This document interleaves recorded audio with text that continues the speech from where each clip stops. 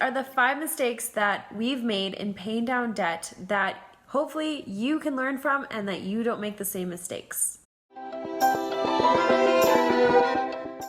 Okay, hey everyone, welcome to A Mom for Every Season. My name is Taryn, and if you're brand new, I post videos on everything from motherhood, parenting, budgeting, and really anything to help you get out of the overwhelm and live a life of ease and a life you love. I hope that you stick around and hit that subscribe button and that little bell notification to get updated when there's any future videos. So I'm going to share with you the mistakes we've made in paying down our debt and that you hopefully can learn from so that you don't make them as well. Mistake number 1 is consolidating debt. Now, I'm sure you're thinking that you're probably like, but isn't that a good thing? Is only having one payment, it's less stressful, and like, isn't that a good thing? But the thing about consolidating debt is it doesn't get rid of the behaviors.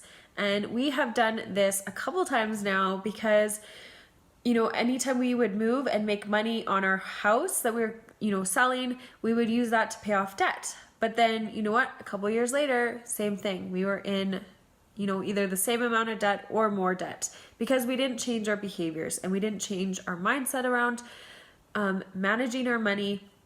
So consolidating debt was a huge mistake that we, made in the past. And it's kind of the same as, hearing lottery winners, in a few years they're bankrupt and, they might have won millions and they still end up bankrupt because the money behaviors themselves need to be changed first. Okay, and mistake number 2 is we actually went almost too gung-ho on paying down our debt. So much so that we didn't have any wiggle room. Like everything went towards paying down debt. When I was trying to pay down a business loan that I had that was no longer, I went so gung-ho, and I did have a lot of I just wanted closure. I wanted it to be done. It actually was affecting our credit to get our new home, and it just made me angry, and I just wanted to pay it down. I wanted to get rid of it, and I left no wiggle room. I left nothing. I didn't leave any, funds for fun money or going on dates with my husband or, just fun things to do with the kids. I didn't really spend very much money on myself. And then I got to the point, we paid down that debt. And then I got to a point where I'm I kind of resented it. And I was like a rebellious little teenager. And I went on a shopping spree for new home stuff that clearly I didn't really need, but it was almost like being on a really restrictive diet. And then once you're allowed to eat whatever you want, you binge eat. That's essentially what I did with our debt payoff, and then being kind of like, woohoo, I paid it off. Now I'm going to go, go roam free. And I didn't take, steps to really monitor that and change those behaviors after the fact. So don't make that same mistake. Give yourself some wiggle room. You know what? Maybe you're paying down a ton of debt, but make some funds available to spend on yourself or go out and just enjoy life. You can still have a budget and just plan for those things. Mistake number 3 is not having an emergency fund. So the first time we tried to pay off debt, there was no emergency fund. So of course, when we had an emergency, then where did we go? We went back to credit cards and lines of credit. So then it kind of defeats the whole purpose of paying down debt. So having buffer to carry you over.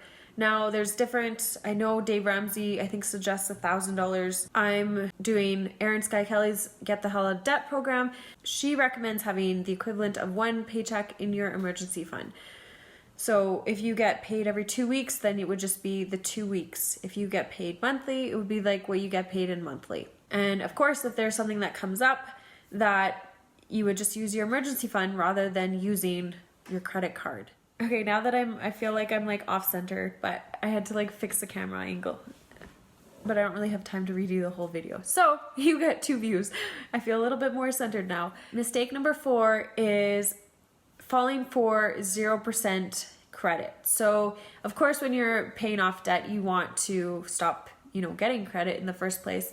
But we definitely fell for the 0% credit when we were shopping for a minivan because we're oh, well, it's not interest. We're not getting interest on it. But they do say that when you're getting the 0% interest rate, then you're not getting as many sales or as many of a discount. Whereas if you had just taken the regular interest rate, you probably would have got a discount anyway. Really, if you're trying to pay down debt, then you should just be stop buying credit. Mistake number 5, and this is more back to the beginning. I think it's the fact that we're all like led to believe that we need credit. I mean, when you get your first credit card, they tell you, oh, you're building your credit.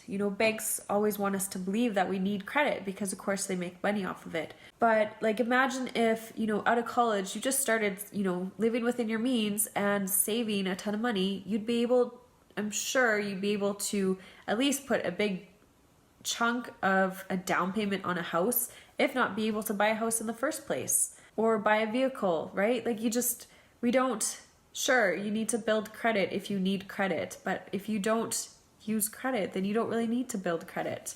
Like, credit is so easy to access these days, whereas like, I'm sure even 50 years ago, it was a lot harder to get credit. Now, kids these days get a credit card as soon as they go into college, and it's kind of like maddening if you think about it. Like, if we just all learned how to save our money and live within our means, we wouldn't need the credit in the first place. Why do we live above our means? Probably to make ourselves feel better, to feel more self-worth, to feel like we are significant, or whatever that looks like. But just taking it, way back, thinking we don't need credit. We really don't. We can save our money and live within our means.